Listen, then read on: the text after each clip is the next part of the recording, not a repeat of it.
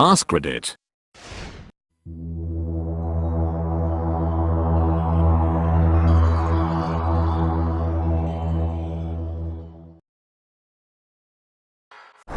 AskReddit.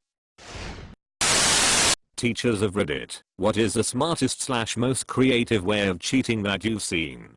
Not sure if this would work anymore, but if I had a paper to write on a book I didn't read, I would find a well-written paper online. Then translate the entire thing from English to German, German to French, French to Spanish, then Spanish back to English. Pull the original paper and the new one up side by side, and clean up the grammar on the new paper, and you've got the same concept, but written just different enough to not be plagiarism. Worked like a charm.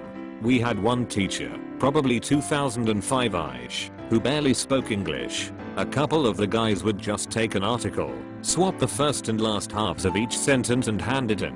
Because he spoke the most broken English, he was Chinese, he wasn't able to distinguish it from proper English. This is before the anti-plagiarism tools we have today.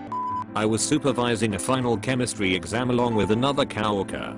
Not 15 minutes in, a hand slams down on a desk, and I turn around expecting the worst, only to see my coworker angrily shouting at a pair of really frightened 10th graders whose desk he smashed. Amidst the shouting, I caught the words, "Morse code."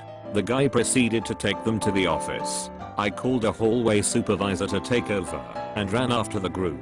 Apparently, the kids were silently tapping the answers amongst themselves in Morse code. Not even with their fingernails, just their fingertips. I never heard a thing. My coworker happened to catch B in Morse code or something.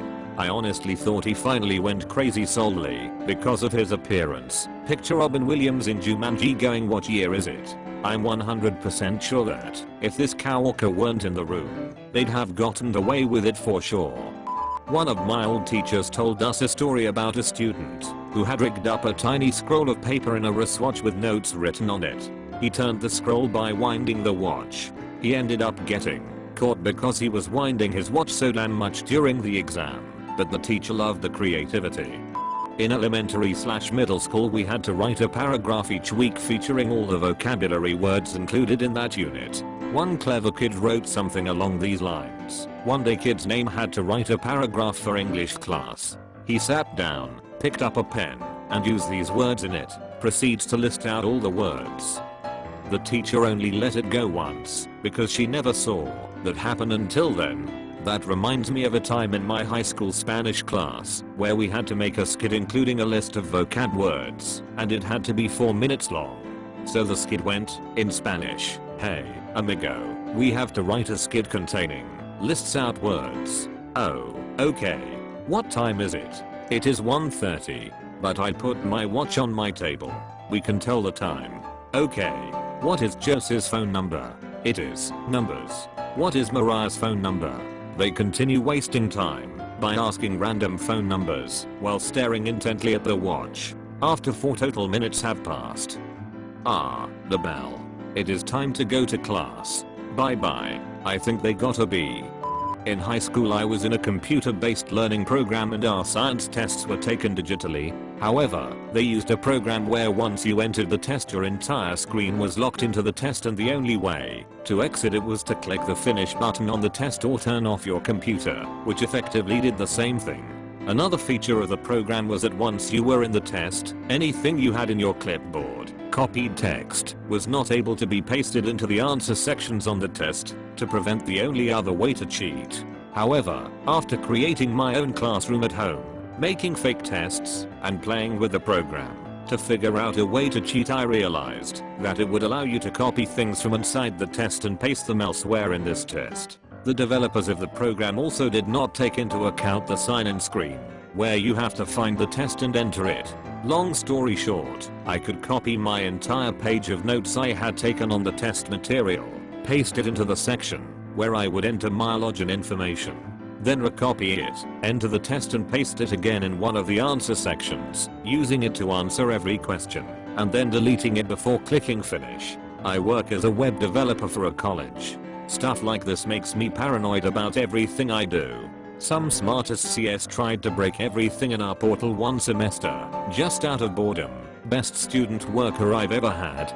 Not the student, but the teacher. So, the teacher, let's call him Mr. A, had a reputation for being a phenomenal teacher who had every student engaged/invested in his class, no matter how mundane the subject. Anytime he asked a question, every student's hand would shoot in the air with them shouting things like "call on me" or "I know the answer." Simply, Mr. A developed a reputation in the district as one of its best teachers.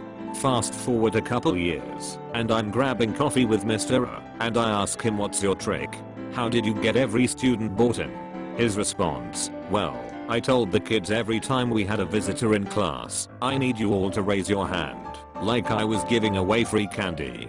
But if you don't know the answer, raise your left hand. If you do know it, raise your right hand, so I know who to call along, and we all look good." Worked like a charm. My teacher shared with us a story about how, since she allowed eating during her tests, one person pulled out a giant bag of M&Ms and ate a specific color corresponding to a /B/C/D. It was a 2-student duo and they only got caught when another student ratted them out. Edit. Grammar. What a snitch. I remember a story from my biochemical professor. This student all semester who wasn't showing up to class kept getting his score improved significantly after regrades. They got their tests back, had a day to review them, and were allowed to resubmit for a regrade. They knew he was cheating because of the unlikelihood of the grading mistakes on multiple exams, but the TAs who graded it couldn't confidently say it wasn't their handwriting. Ultimately, it was an office worker for the department who figured it out near the end of the semester. His staples were angled different than the exams handed out that were mass stapled. He was recreating the test, printing it, re-answering it, and then grading it in the same pen as the TAs, and had done a good job copying the writing style. If OP is a student crowdsourcing cheating strategies, then this is one of the most creative ways of cheating that I've seen. Either that or he's a teacher. My exams that used a graphic calculator, T84, required us to show the examiners a proof of reset screen before the papers started, so instead of actually studying for my papers, I painstakingly redrew the proof of reset screen pixel by pixel in the T84's pixel art program, and stored all my notes in it. Our calculator had a storage feature too. Once you open the battery cover it turns off, and on next start it shows the reset screen. We had to open the cover and let the teacher press OK to reset. No way of cheating here. College physics, girl with a really intricate tattoo on her leg, wrote formulas in between the tattoo lines. Even looking closely you couldn't tell, unless you knew what you were looking for. You could tell it was test day, because she wore shorts. Not a teacher, but I used to use one of those rectangular erasers, because the pencils the teacher gave us were cheap and the erasers only smudged the marks. The eraser came in a cardboard sleeve and I ripped it open, and would write test answers on it then erase it after exams for reuse. I can name the worst, and I've definitely shared it before, but it wasn't my student, it was a friend's.